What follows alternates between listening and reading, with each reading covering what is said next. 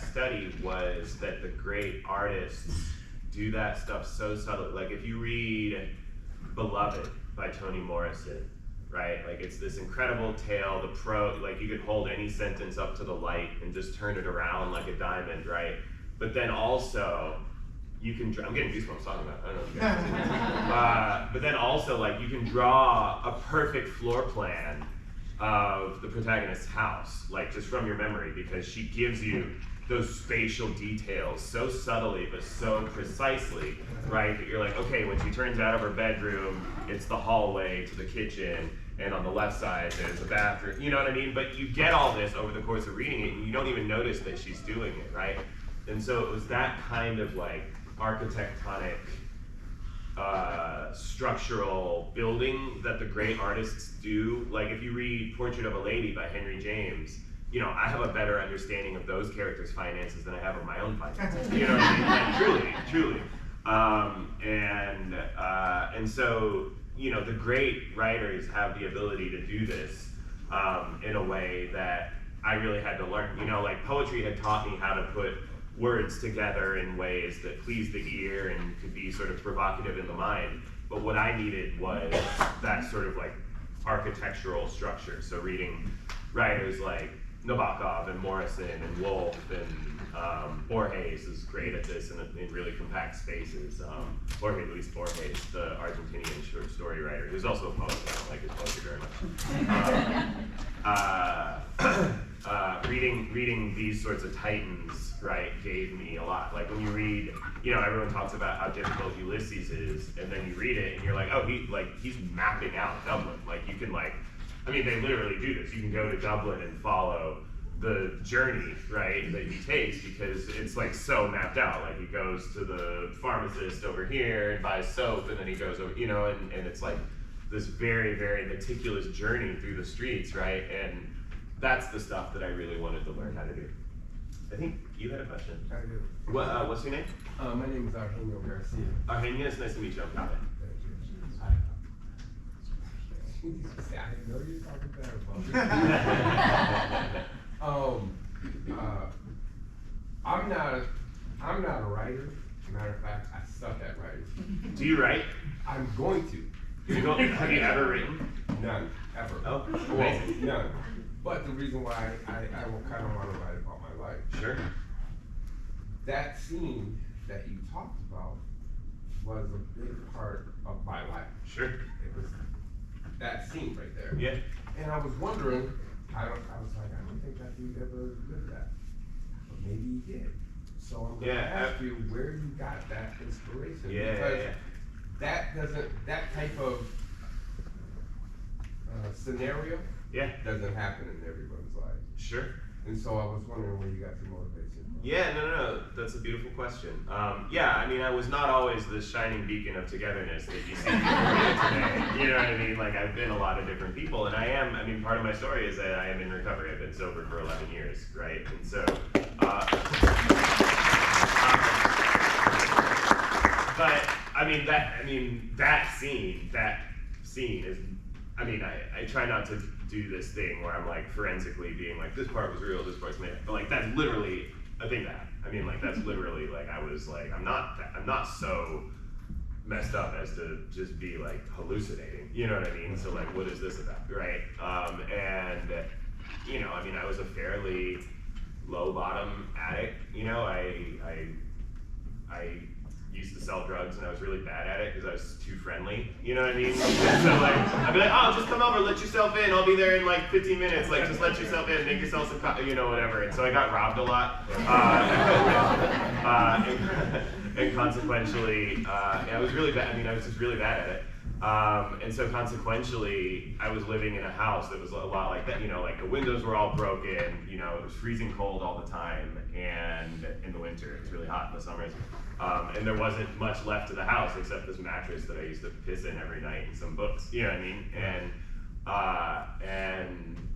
you know, I mean, I'm not gonna talk about the specific program of recovery that brought me to the shining bastion of togetherness that you see before you today, but a fellowship of people who get together and talk about, you know, I mean, can probably guess the fellowship by the fact that I'm not naming it, but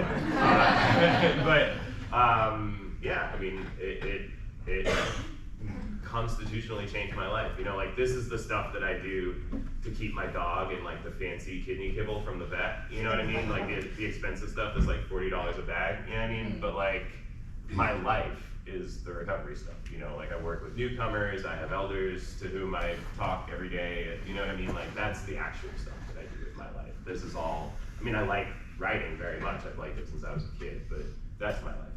I really appreciate it. Yeah, thank you so much for sharing. I hope I get to read your book someday. Yeah. Yeah, what's up? What's your name? Hasib. Hasim? Hasib, B. Hasim. One of those. It's nice to meet you. Nice to meet you.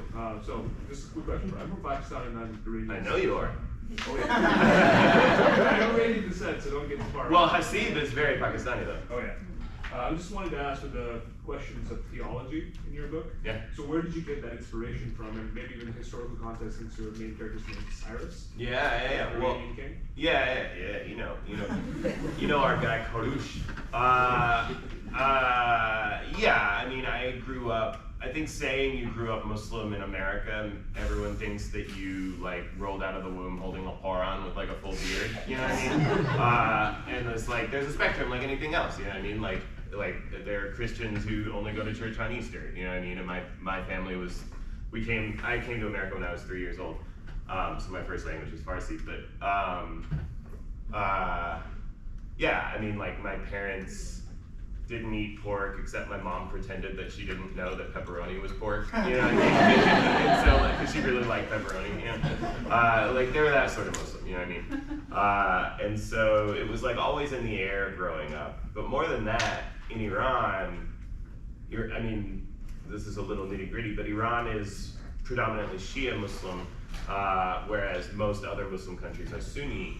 And one of the main differentiators between the two theologically is the veneration of the descendants of the prophet.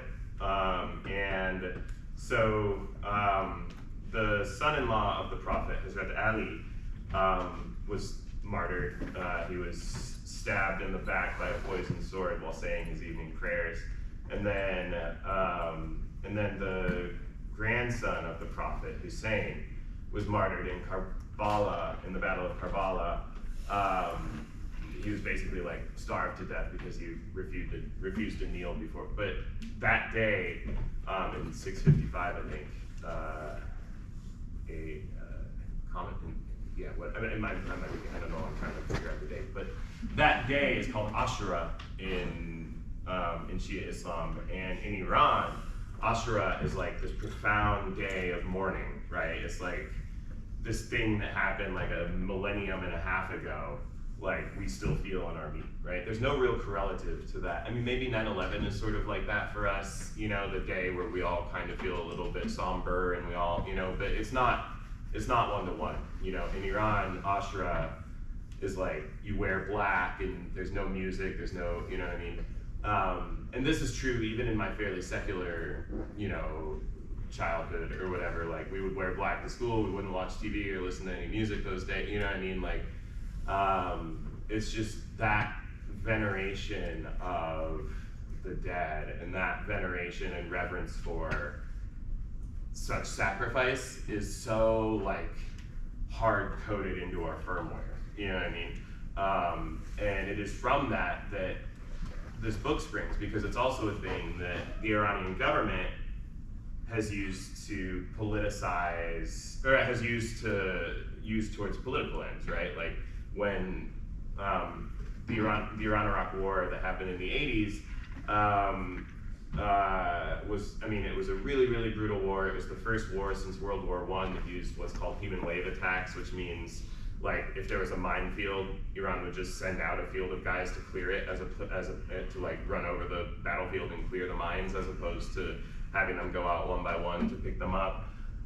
It was the first war since World War I to use chemical weapons, mustard gas, including Hitler, who briefly saw the battlefields of World War I as a Prussian soldier deemed mustard gas like too barbaric to use, like the most barbaric concentration camp ass dude was like, mustard gas was too barbaric to use because he saw its effects on people, and that was used in the Iran-Iraq War. So it was really, really dark. It was a dark time.